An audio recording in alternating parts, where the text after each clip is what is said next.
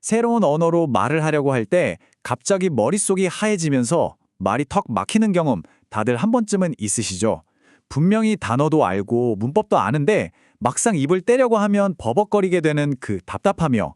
오늘 바로 그 근본적인 이유와 해결책을 한번 파헤쳐 보겠습니다. 자, 이 질문부터 한번 시작해보죠. 도대체 왜 우리는 머릿속으로 계속 번역을 하거나 완벽한 문장을 만들려고 애쓰다가 정작 말할 타이밍을 놓치는 걸까요? 바로 그 순간의 망설임, 그게 바로 우리가 넘어야 할 진짜 큰 산입니다. 사실 이 현상은요, 단어를 덜 외워서 생기는 게 아니에요. 이건 유창함의 문제라고 할 수 있는데요.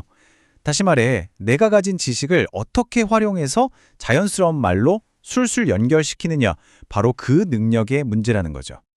네, 바로 이겁니다. 진짜 문제는 문법 지식이 부족해서가 아니에요. 그 지식을 꺼내 쓰는 방식에 있는 거죠. 비유하자면 도서관에 책은 엄청 많은데 어디에 무슨 책이 있는지 몰라서 헤매는 거랑 똑같아요. 지식을 바로바로 꺼내 쓰질 못하는 겁니다. 그럼 어떻게 해야 할까요? 해답은 언어를 배우는 근본적으로 다른 두 가지 길에 숨어 있습니다. 우리가 이 두 길 중에 어떤 길을 선택하느냐가 우리의 유창함을 결정짓는다고 해도 과언이 아니죠. 우리 대부분의 학습자들은 제2언어 학습법을 따라가요. 먼저 모국어로 생각하고 그걸 외국어로 번역해서 말하는 방식이죠. 하지만 원어민들은 어떨까요? 그들은 모국어 학습법으로 배웁니다.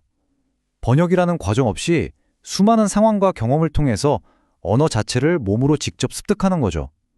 이 작은 차이가 바로 유창함의 비밀을 푸는 열쇠입니다. 자, 그럼 이 모국어 학습법이라는 게 실제로 어떻게 작동하는지 제 개인적인 이야기를 통해서 한번 생생하게 보여드릴게요. 아주 간단하고 친숙한 단어 하나로 시작해볼까요? 바로 super라는 단어입니다. 우리한테 정말 익숙한 단어잖아요. 그런데요, 원어민 아이가 이 단어를 번역 한 번 없이 어떻게 자기 것으로 깊이 체득하는지 그 과정을 따라가다 보면 유창함의 비밀에 대한 아주 중요한 깨달음을 얻게 되실 겁니다. 제가 아주 어렸을 때 슈퍼맨을 처음 알게 됐어요. 그냥 평범한 맨과 그보다 훨씬 더 강력하고 더 뛰어나고 심지어 하늘을 나는 슈퍼맨. 이걸 보면서 자연스럽게 깨달았죠. 아, 슈퍼라는 건 뭔가 더 대단하고 더 나은 거구나. 이렇게요. 그러다가 패스트푸드점에서 슈퍼 사이즈라는 걸 접하게 돼요. 일반 음료보다 훨씬 더 큰 음료잖아요. 여기서 슈퍼의 의미에 더 큰이라는 개념이 하나 더 추가되는 거죠. 자, 보세요. 번역이 아니라 경험으로 의미의 층이 차곡차곡 쌓이고 있는 거 보이시죠? 바로 이거예요. 단어의 뜻을 사전에서 찾아서 아, 슈퍼는 엄청난이구나. 이렇게 외워서 이해한 게 아니라는 거죠. 슈퍼맨, 슈퍼 사이즈처럼 다양한 상황 속에서 예시들이 계속 쌓이면서 그 단어에 대한 감각과 이해가 저절로 깊어진 거예요. 그런데 진짜 깨달음의 순간, 아하 하는 순간은 정말 예상치 못한 곳에서 찾아왔어요. 어릴 때 어머니를 따라 오페라를 보러 갔을 때였는데요. 무대 위에서 배우들이 막 노래를 부르고 있었고 스크린에는 가사가 나오고 있었죠. 저는 영화에서 보던 자막, 그러니까 subtitles는 이미 알고 있었어요. sub이 아래를 뜻하니까 화면 아래에 나오는 글자잖아요.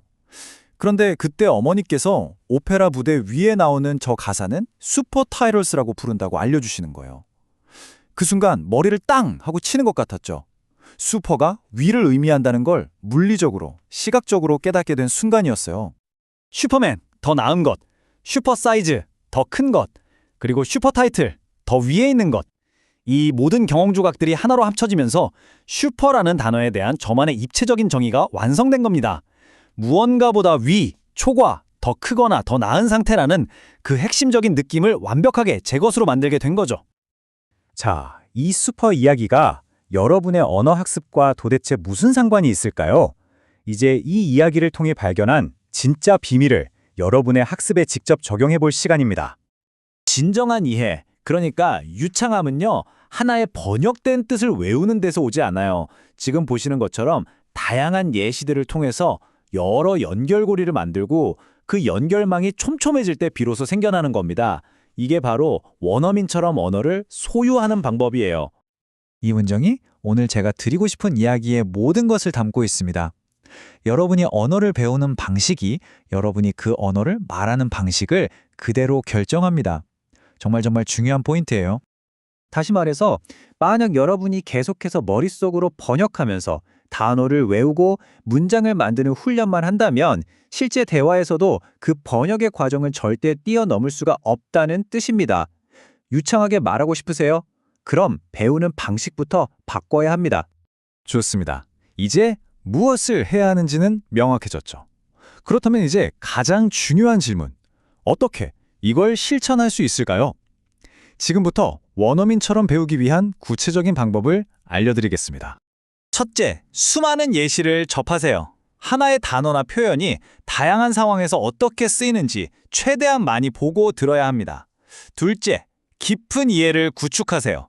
슈퍼의 예처럼 여러 예시들을 연결해서 그 단어가 가진 핵심적인 느낌과 그림을 머릿속에 그리세요.